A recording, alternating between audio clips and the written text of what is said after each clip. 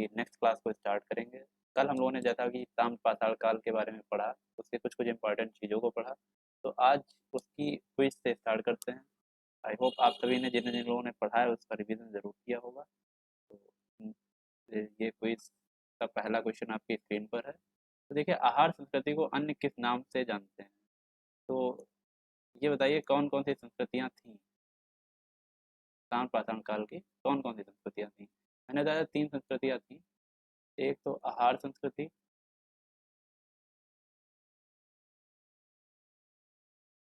दूसरी थी मालवा संस्कृति,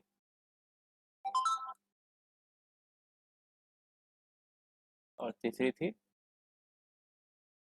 जोरवे संस्कृति।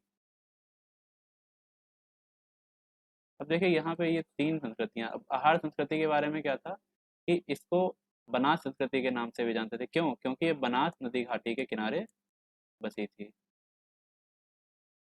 बनास नदी घाटी के किनारे बसी थी। अब ये आहार संस्कृति कहाँ है, ये पिछली वीडियो मैंने बताया था, मैप के द्वारा आप लोगों को पूरा समझाया था। तो अगर जिनको नहीं पता है वो जाकर वहाँ एक बार चेक कर सकते हैं। चलिए हम लोग नेक्स्ट स्लाइड पर चलते हैं। प्रारंभिक पूर्व मानव, देखिए ये मैंने परसों से क्वेश्चन लिया ताकि आपका रिवीजन भी साथ में होता रहे, आप भूलें नहीं कुछ भी। तो प्रारंभिक पूर्व मानव रामापिथिकस के अवशेष कहाँ से मिले हैं? तो मैंने उस दिन बताया था और कल की क्विज में भी क्वेश्चन था, रामापिथिकस के अवशेष कहाँ से मिले हैं? भारत से। ये इससे रिलेट करिएगा, रामा रामा कहाँ है? राम भगवान इंडिया में, तो उससे रिलेट होगा भारत में रामापिथिकस के अवशेष मिले हैं। चलिए हम लोग नेक्स्ट स्लाइड पर चलते हैं। ये क्वेश्चन भी काफी इंपॉर्टेंट है, इसीलिए मैंने दोबारा से इसमें स्लाइड में डाला। डायनासोर किस महाकल्प से संबंधित है? तो इसका आंसर क्या होगा आप लोग दीजिए। मेसोजोइक। ठीक है। अब मेसोजोइक मध्यजीवी, इसमें कौन कौन से 3 थे? आप लोग कमेंट में लिखिएगा इसके 3 कल्प। ठीक है, 3 कल्प थे, आप लोग कमेंट में बताइएगा। इसमें से डायनासोर किस में थे? जुरासिक वाले में, जुरासिक। बाकी दोनों कल्प जो हैं वो आप लोग कमेंट में बताइएगा। नेक्स्ट है, जोरवे संस्कृति में कौन सा स्थल नहीं था? तो देखिए जोरवे संस्कृति में कौन कौन से थे? दैमाबाद था, इनाम गांव था, और प्रकाश था। इसमें जो कि दैमाबाद था काफी महत्वपूर्ण स्थल था जोरवे संस्कृति का। गिलुंद किसका है? गिलुंद है आहार संस्कृति से संबंधित है। गिलुंद आहार संस्कृति से संबंधित है। अब देखिए, जो जोरवे संस्कृति थी इसके बर्तन कैसे होते थे? टोटीदार। ठीक है, टोटीदार बर्तन। और इसके साथ ही जो इसके बर्तन थे वो कैसे थे? काले और काले रंग के लाल मृदभांड। ये बात आप लोगों को क्लियर हो गई? चलिए अब हम लोग नेक्स्ट स्लाइड पर चलते हैं। पहिए का आविष्कार किस काल में हुआ? तो मैंने बताया था पहिए का और आग का, ये दोनों काफी इंपॉर्टेंट है। तो पहिए का हुआ था नवपाषाण काल में,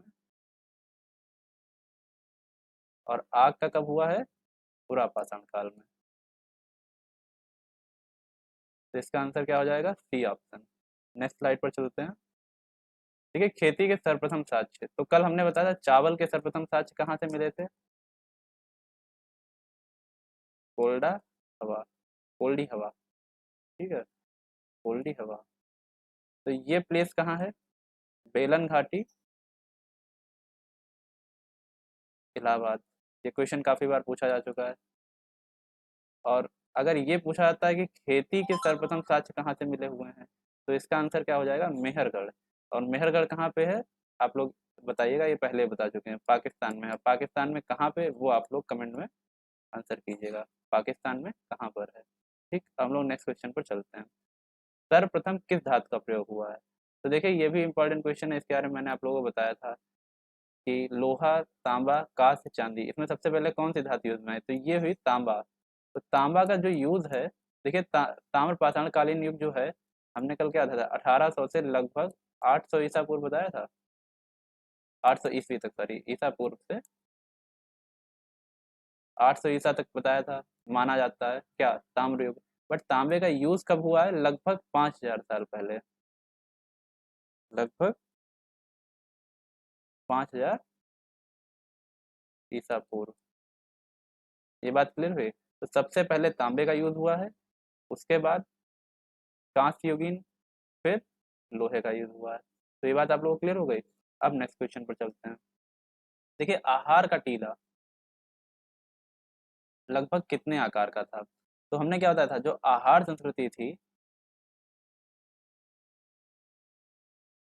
उसमें दो मुख्य थे, एक आहार बस्ती और दूसरी बस्ती कौन सी मुख्य थी, गिलुंद। और गिलुंद को क्या है, आहार का स्थानीय केंद्र माना जाता था। तो आहार का जो साइज था वो था 1500 × 800, और गिलुंद का साइज क्या है, 1500 × 750।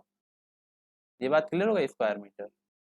चलिए नेक्स्ट स्लाइड पर चलते हैं। तो इसका आंसर क्या हो जाएगा, 1500 × 800, ये आहार का। और ये वाला जो ऑप्शन है ये गिलुंद का साइज है, गिलुंद बस्ती, ठीक है। अब देखिए, अब यहाँ तक आप लोगों के क्वेश्चन कंप्लीट हो चुके हैं। जिन्होंने भी इस क्विज को सॉल्व किया है, अगर क्वेश्चन आपको समझ में आ रहे हैं तो ठीक है, अगर नहीं समझ में आ रहे हैं तो आप लोग पिछली क्लास को देखेंगे तो आप लोगों को ये सारे क्वेश्चन रिलेट हो जाएंगे। उसमें मैंने ये ताम्र पाषाण कालीन युग से रिलेटेड जितनी चीज़ें हैं वो सारी मैंने क्लियर की हुई हैं, ठीक है। तो आप लोग प्लीज़ जाके पिछली क्लास को भी चेक कर लें। फिर अब हम लोग आज की क्लास पे आते हैं, जो आज का टॉपिक है। तो मैंने कल बताया था कि आज हम लोग सिंध सभ्यता के बारे में पढ़ेंगे। तो सिंध सभ्यता क्या है, कब हुई, कब मतलब कब से कब तक रही सिंधु सभ्यता, ये सब चीज़ें पढ़ेंगे। तो पहले से ये समझिए, जब सभ्यता का जन्म होना चालू हुआ अपने एशिया के क्षेत्र में, ठीक है, तो उसमें सबसे पहली सभ्यता कौन सी मानी जाती है, हड़प्पा सभ्यता या सिंधु सभ्यता, ठीक है। ये किस नदी के किनारे बसी थी, इंडस रिवर के। तो ये आप लोग मैप में देख रहे होंगे, ये इंडस है अपने, जो ये हिंदू का पर्वत है इसी के पास ये सिंधु रिवर निकली हुई थी यहाँ पे। तो इसी के आसपास के एरिया को क्या कहते हैं हम लोग, हड़प्पा सभ्यता। अब उसके बाद इसी के समकालीन जो सभ्यताएं चल रही थी वो कौन कौन सी थी, सुमेरियन सभ्यता। अब सुमेरियन कहाँ की थी, ये मेसोपोटामिया, ठीक है, मेसोपोटामिया की सुमेरियन सभ्यता।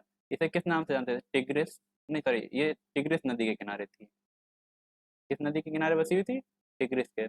अब देखिए, ये और इनके बीच, इन दोनों के बीच क्या था, व्यापार होता था। देखिए आप लोग देख रहे होंगे ना, पास पास हैं, तो दोनों के बीच व्यापार भी होने के साक्ष्य पाए गए। इसके अलावा चाइना में जो था,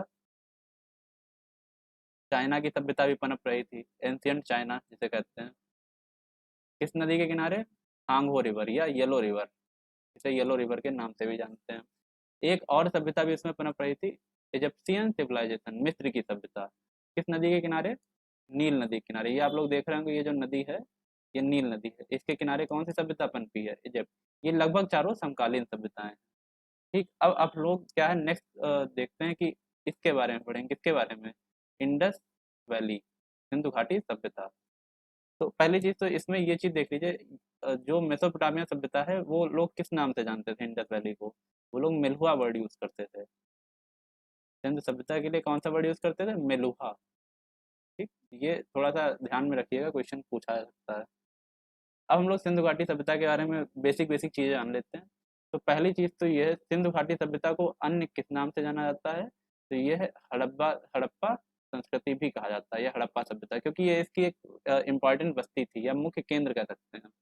अब संस्कृति शब्द एक भौगोलिक क्षेत्र है। देखिए संस्कृति का मतलब क्या होता है, किसी विशेष भौगोलिक क्षेत्र तथा कालखंड से संबद्ध पाए जाने वाले को क्या कहते हैं, संस्कृति। तो जैसे हड़प्पा के आसपास जितना भी एरिया था उसमें क्या सामाजिक स्थिति क्या थी, उसके आधार पर क्या है, हड़प्पा संस्कृति नाम पड़ा। अब इस हड़प्पा जो संस्कृति है या सिंधु घाटी सभ्यता, इसका निर्धारण किया गया है।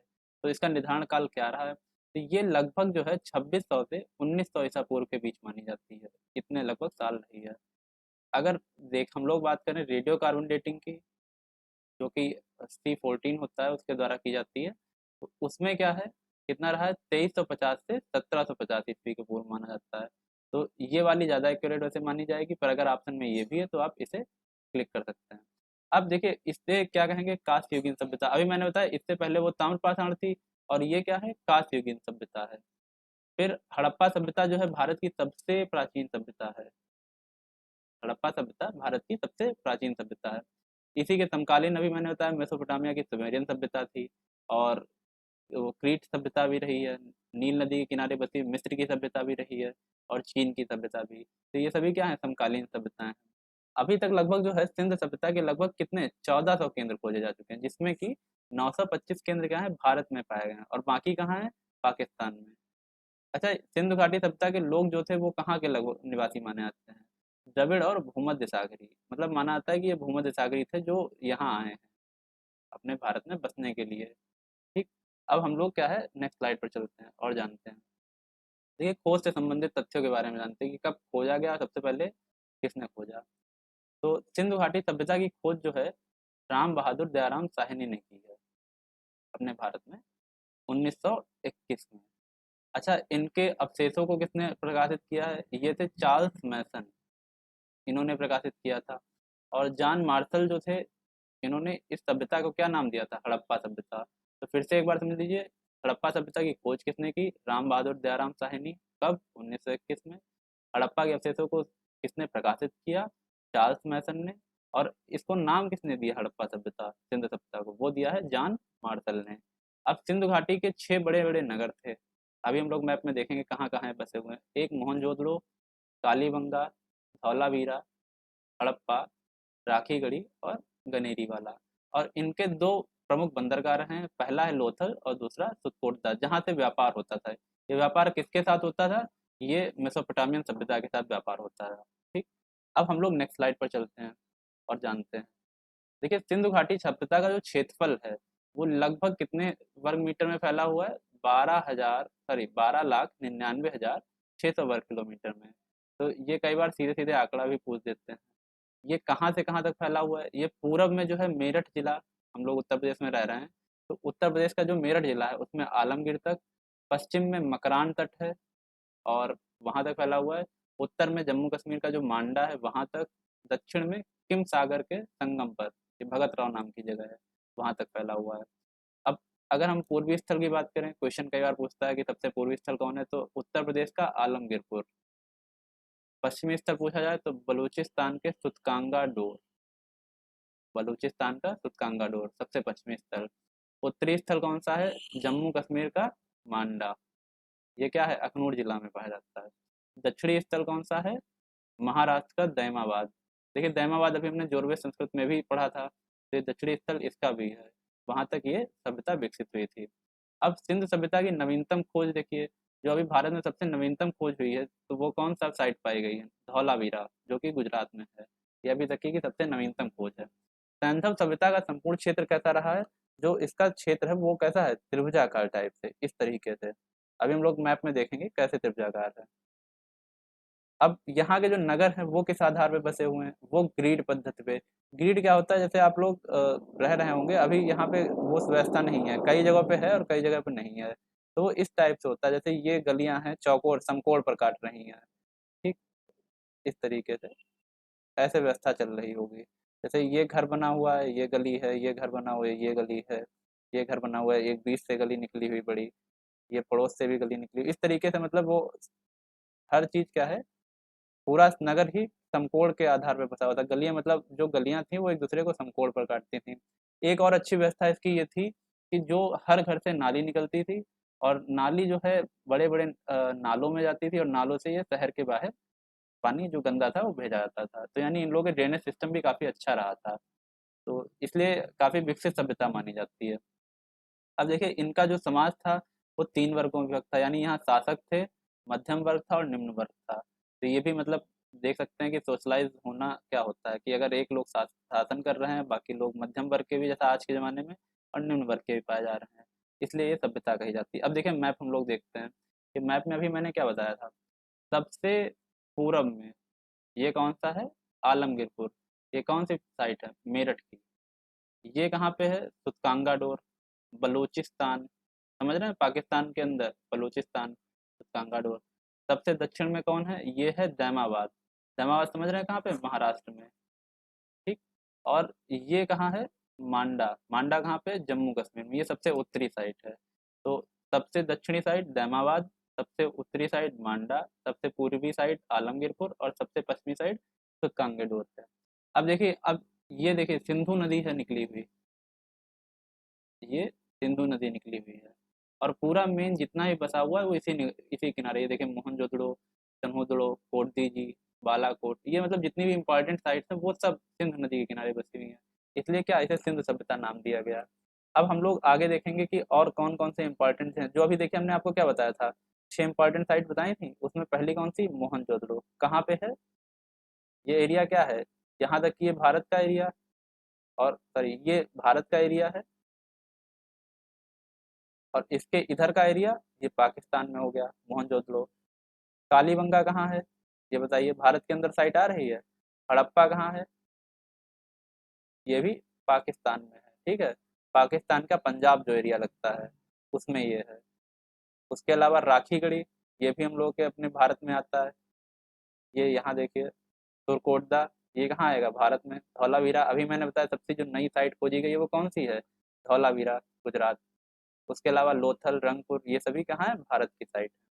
अब उसके बाद हम लोग आते हैं यहाँ की भोजन शैली के ऊपर। तो यहाँ के लोग जो थे वो शाकाहारी और मांसाहारी दोनों ही थे। मतलब ये शिकार भी करते थे, मछली पालन भी करते थे, साथ में अन्न उपजाते थे। उसके अलावा यहाँ की मुख्य फसलें कौन सी थी, गेहूं और जौ। अच्छा, चीनी के तौर पर ये मिठास के लिए क्या प्रयोग करते थे, शहद, यानी शहद का उत्पादन होता था उस समय। नेक्स्ट स्लाइड पर चलते हैं, हम लोग यहाँ की लिपि, मुद्रा तथा सामाजिक स्थिति के बारे में जानते हैं।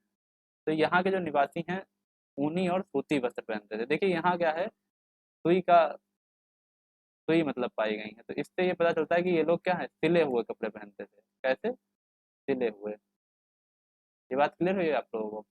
अब इसके बाद देखते हैं यहाँ की तौल की इकाई क्या थी। जैसे हम लोग यहाँ 100 ग्राम, मतलब 100 के मल्टीपल में होता है, 100 ग्राम, 200 ग्राम, 400 ग्राम, वैसे ही इनकी क्या इकाई थी, संभवतः 16 के अनुपात में थी, मतलब 16, 32, 48 इस टाइप से होगी।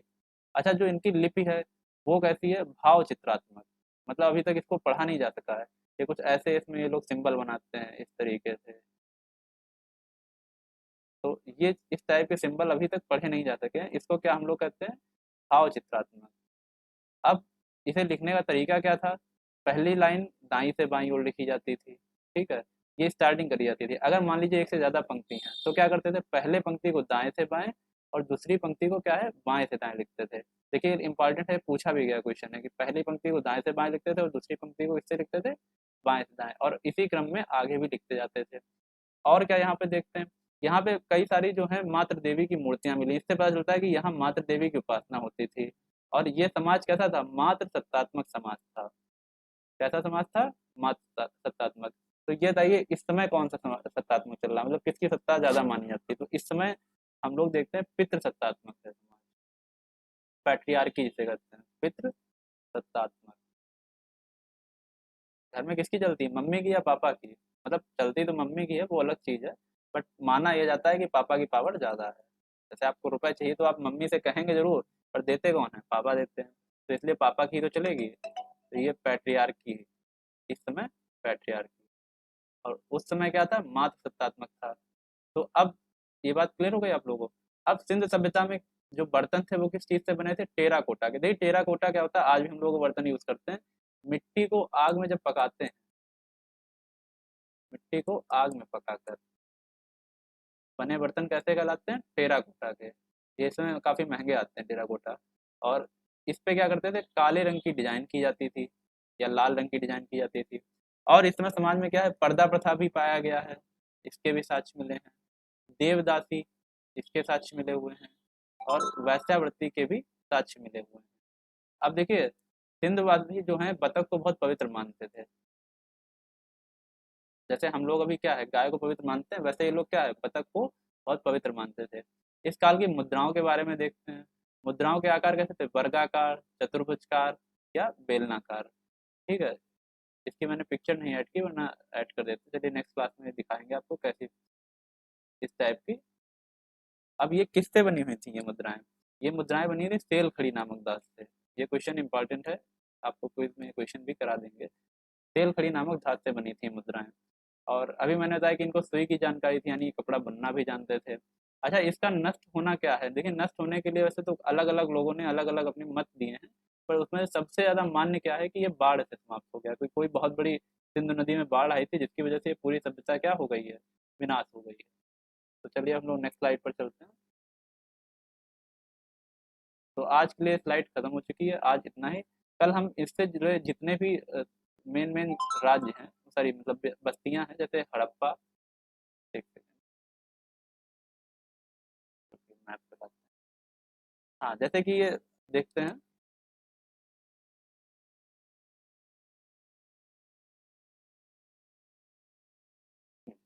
अब देखिए जैसे मोहनजोदड़ो, चन्हुदड़ो, धौलावीरा, तुर्कोट्दा, लोथल, रंगपुर और कालीबंगा, हड़प्पा, बनावली, राखीगढ़ी, रोपड़ और कांगाडोर। तो इन सभी के बारे में हम लोग क्या करेंगे, नेक्स्ट क्लास में पढ़ेंगे।